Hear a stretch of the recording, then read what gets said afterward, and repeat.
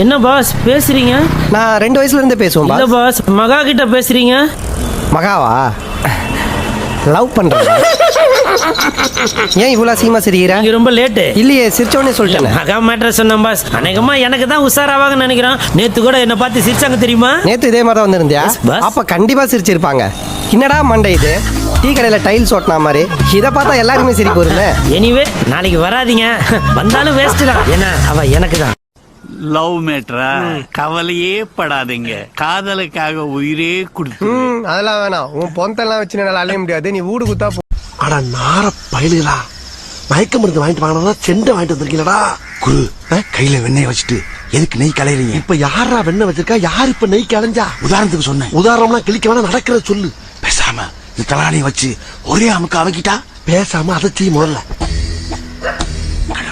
எனக்கு மட்டும் ஏன்டா இதெல்லாம் நடக்குது?